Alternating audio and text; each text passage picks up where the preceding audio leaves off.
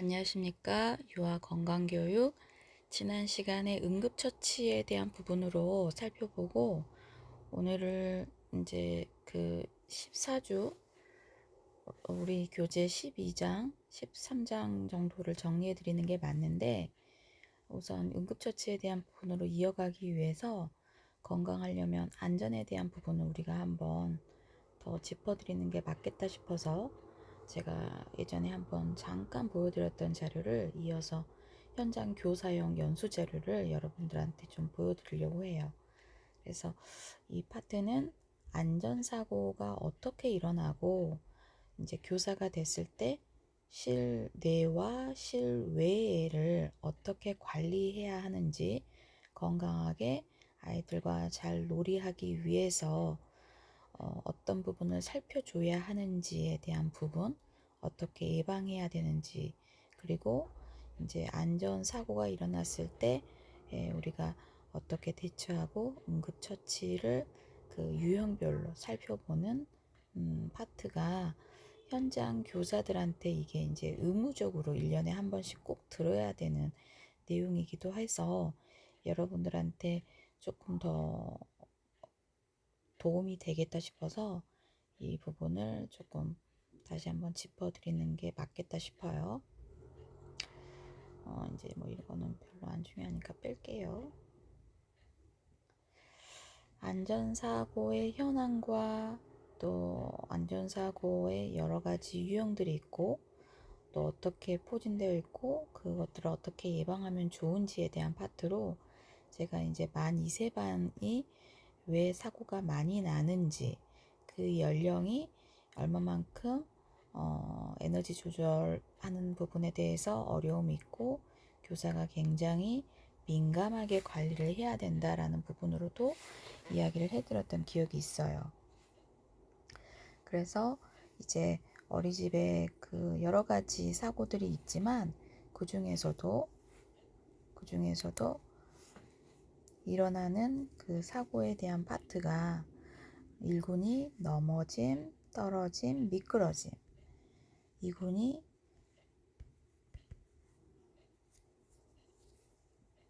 왜 안 넘어갈까요? 부딪힘, 사람의 부딪힘, 물체에 부딪히는 거 31.9%나 됩니다. 3구는 꼬집음, 핥힘, 물림, 당김이라는 사고가 있고요. 화상,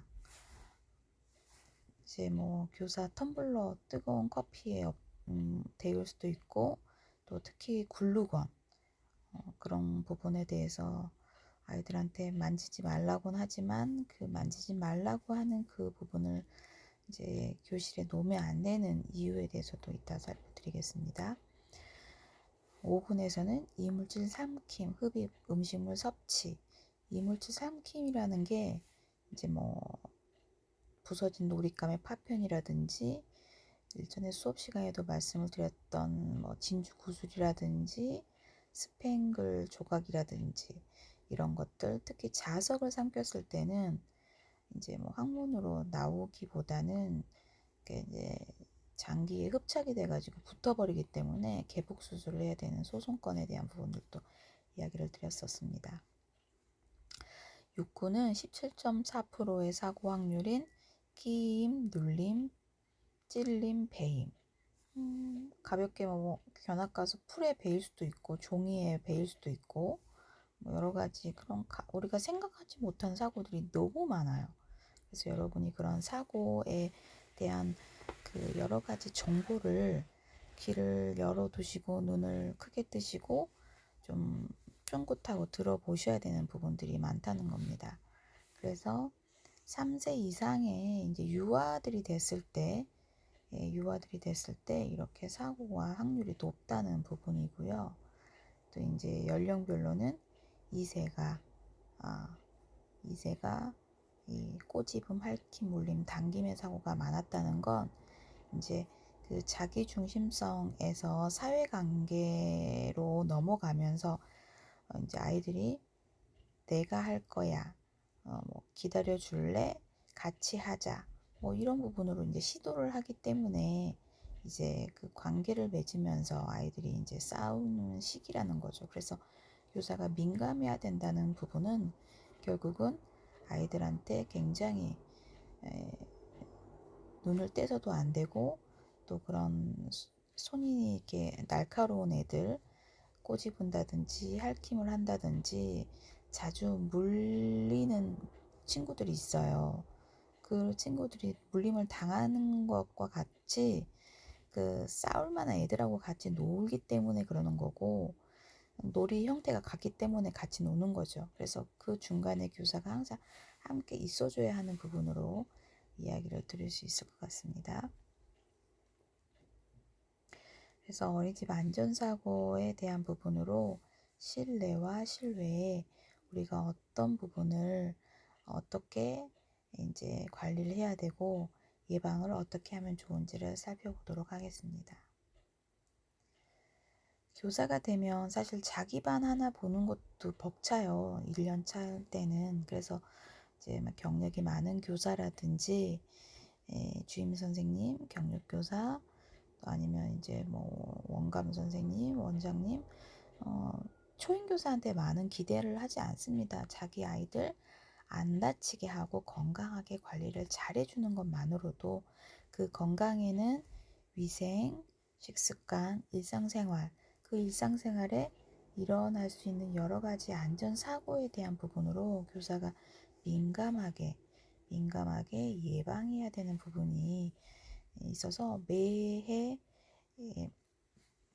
현장의 교사들은 이런 연수를 보건복지부의 의무 교육으로 듣고 있는 부분이기도 합니다.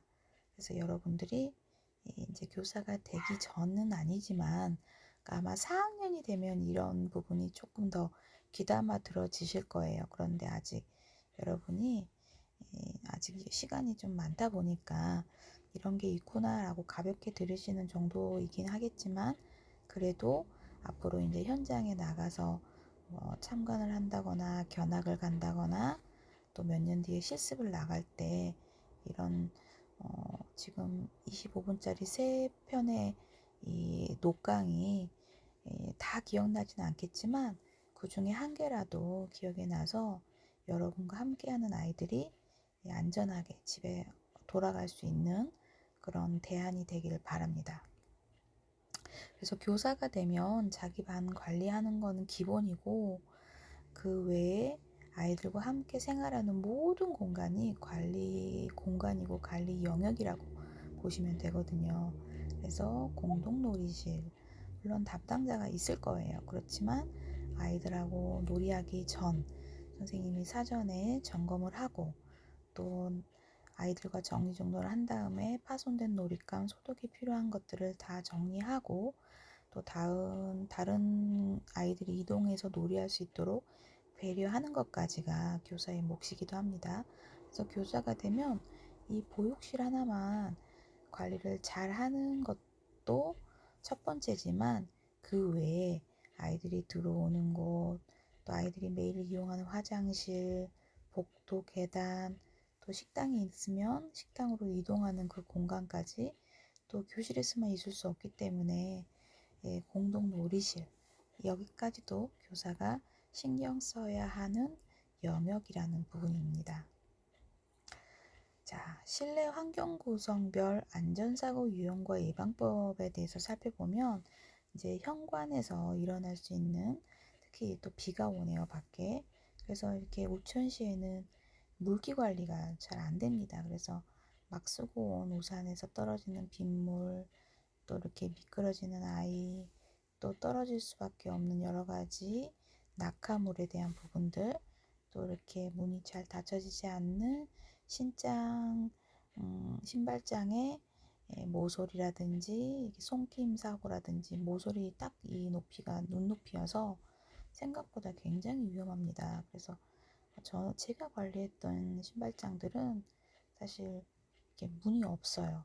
손 끼임도 있고 부딪힐 수도 있고, 그래서 항상 신발장에 이렇게 수납 공간으로서의 역할을 충실히 할 수 있도록 그런 부분들을 고려하면 좋을 것 같고, 이제 여기 보시면 자동 문이잖아요. 터치를 아이들이 할 수 없도록 높이가 교사의 손높이, 부모의 손높이로 하긴 하지만 이 자동 잠금 장치가 센서가 이제 아이들의 높이에 있는 이 정도의 높이에 있을 때 문이 열리는 거하고 또 이제 성인 위주의 높이에서 아이들이 센서가 작동이 안 돼서 문이 닫혀버리는 경우들이 있어서 이 손끼임 사고에 대한 부분, 그래서 아침 등 또 하온일 때 이 자동 문들의 센서를 좀 아이들이 이 손끼임에 대한 부분으로 노출되지 않도록 신경 쓰는 것들을 좀 필요하지 않을까 싶습니다. 자, 신발장 경첩은 만지지 않아요 라는 내용인데요. 교사가 이 아이들하고 신경을 쓰다 보니 이 뒤에서 신발을 벗고 있는 이 아이가 뭔가 지지대가 없어서 이 신발장을 잡고 있는데 하필이면 선생님이 이 문을 열다가 아이의 손이 끼어버리는 사고가 있죠. 그래서 이런 데는 아이들이 앉아서 신발을 벗고 신을 수 있도록 의자를 준비해 주는 게 필요합니다. 그래서 교사가 신발장 문 열고 닫을 때 주변을 확인하는 거. 그래서 교사는 항상 벽을 따라서 그래서 전체 아이들을 다 볼 수 있는 위치에 있어야 된다는 거죠. 근데 작은 공간에도 손김 방지 처리가 꼭 필요하다는 거. 영유아가 신발을 신고 벗을 때 중심 잡기가 어려워 바닥이나 벽을 짚고 일어나는 경우가 있기 때문에 의자를 두어서 신발을 신고 벗을 수 용이하게 교사가 동선을 고려해 줄 필요가 있다는 것입니다.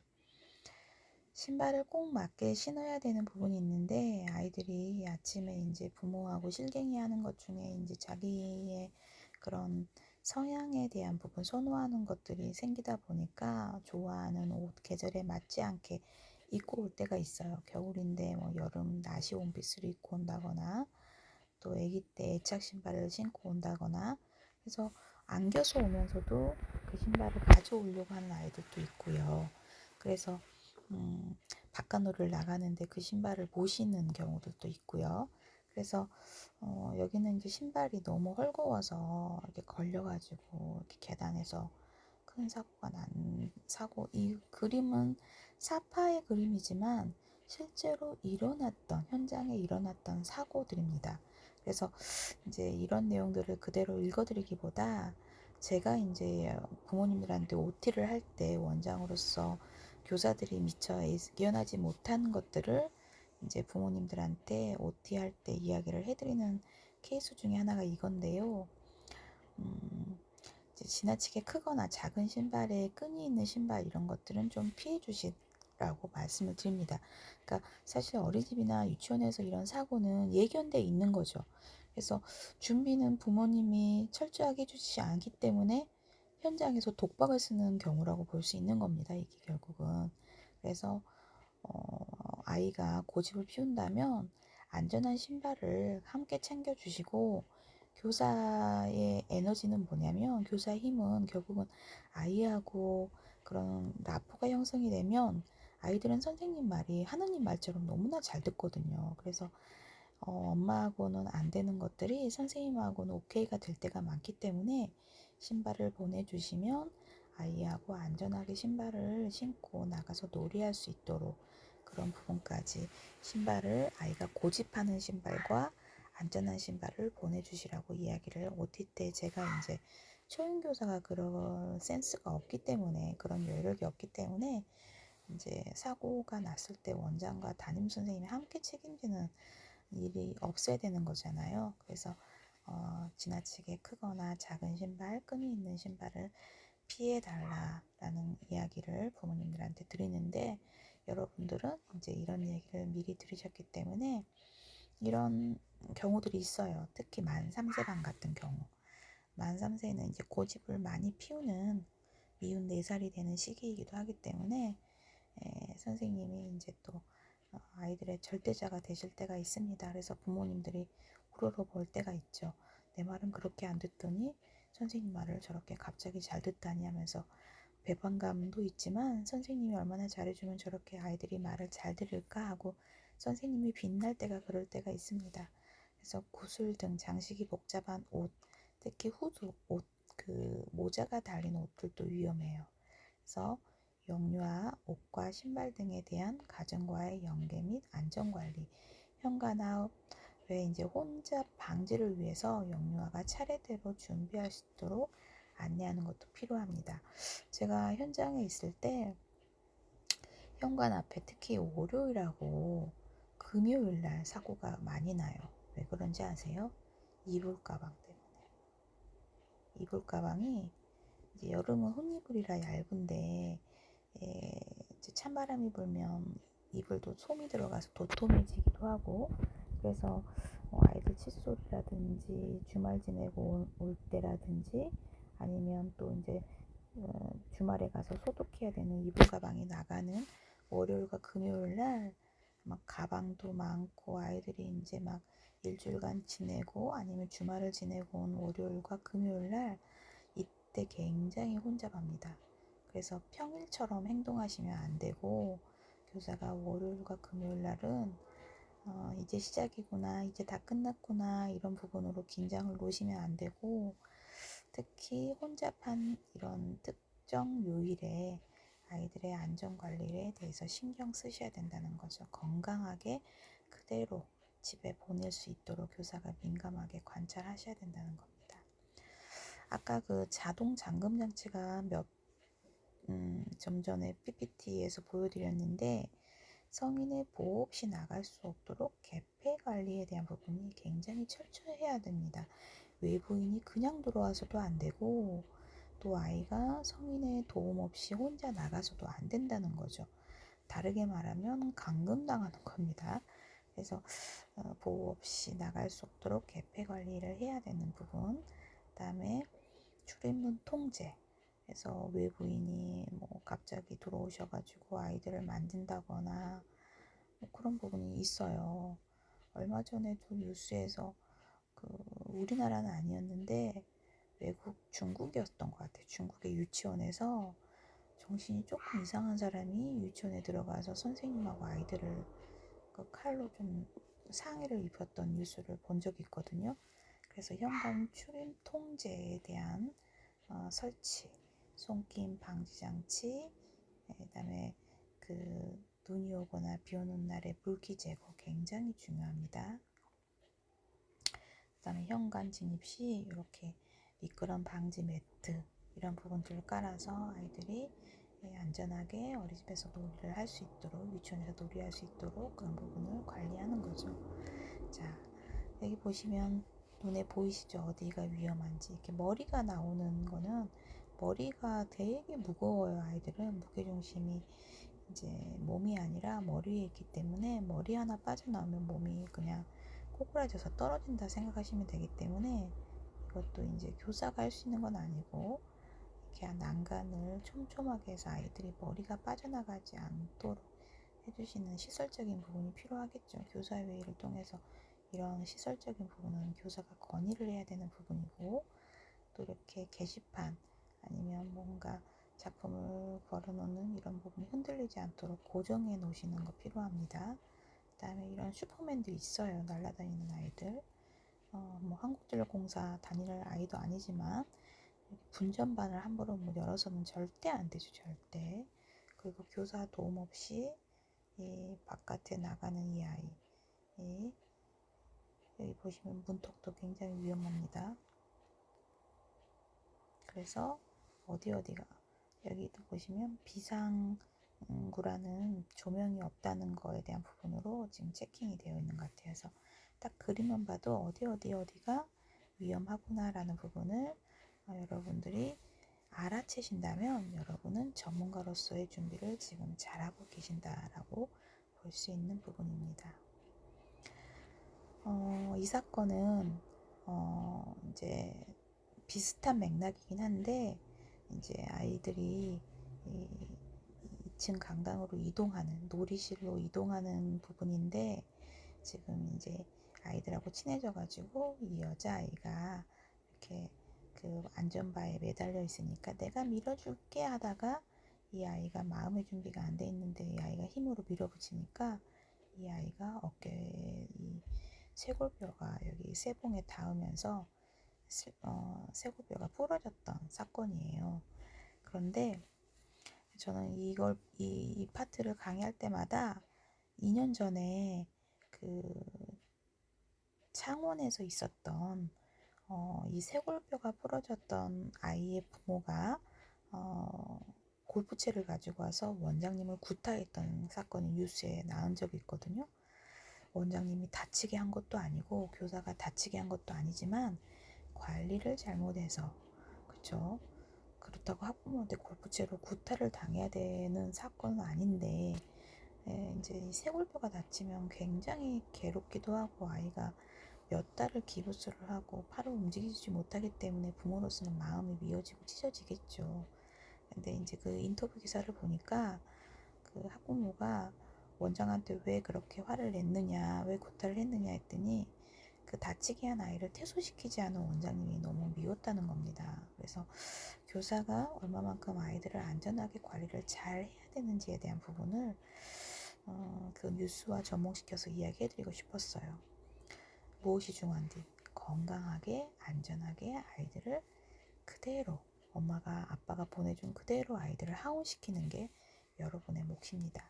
그래서 손잡이 없는 곳에서 앉아 있도록 약속하는 거. 그래서 이 안전바가 있는 곳에 이동하는 게 아니라 벽 쪽에서 붙어서 아이들하고 손유를 한다든지 노래 부르기를 하면서 조금 아이들의 주의 집중을 차량을 기다린다거나 아니면 다른 공간으로 이동할 때, 그래서 여러분들이 손유리 굉장히 좀 많이 준비해 놓으시는 거 필요합니다.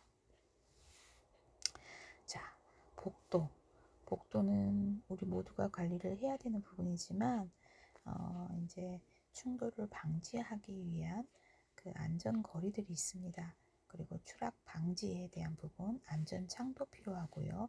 창문 보호대도 설치되어야 합니다. 이제 물론 여러분들은 그 설치에 대한 부분은 인지하지 못하지만 그런 건 당연히 있어야 되는 거구나 라고 이해하시면 될 것 같습니다.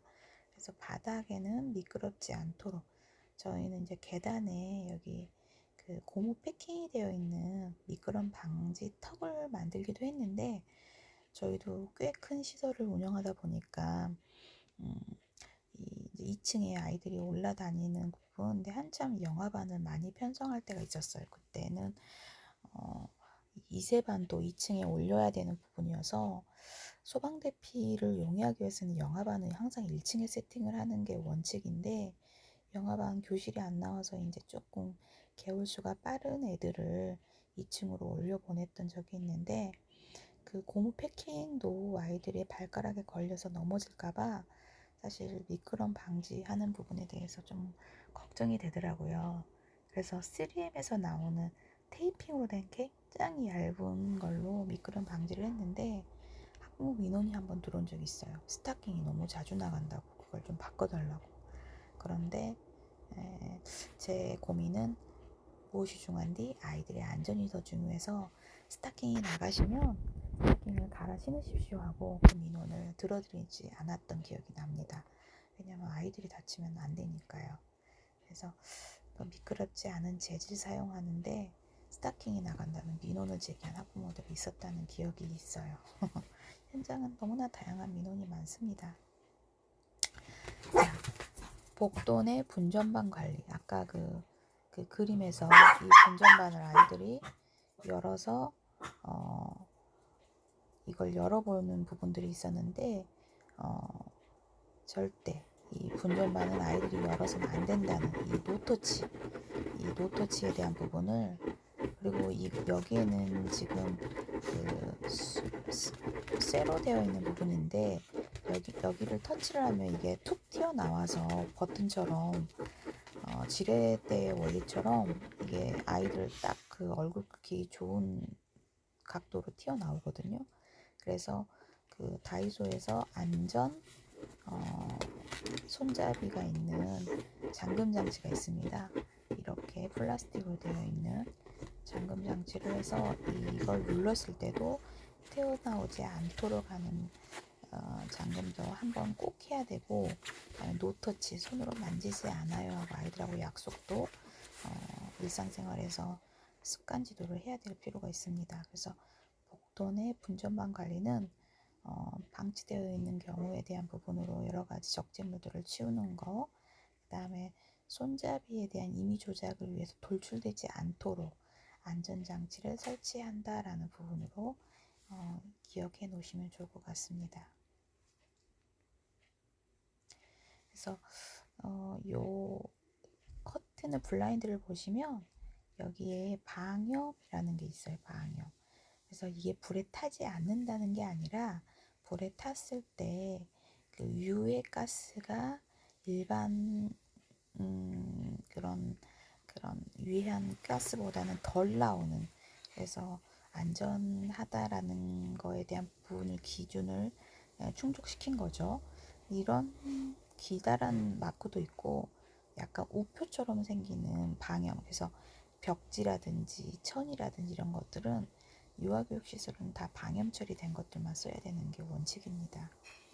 그래서 아까 그 그림 사파에서도 이 비상구 표시, 피난 유도등, 피난구 유도등, 이게 피난 유도등이라는 게 아니라 피난구 유도등이라는 정확한 명칭이 있네요. 그 다음에 피난 안내도도 관리를 해야 됩니다. 그래서 상시, 항시 전원이 연결되어 있고 불이 들어와 있어야 돼요. 만약에 이게 불이 꺼져 있으면 이것도 어린이집에서 평가 인증에서 감점 처리가 되는 부분이 있습니다. 자, 어떤 부분이 안전하지 않은지 보이시나요?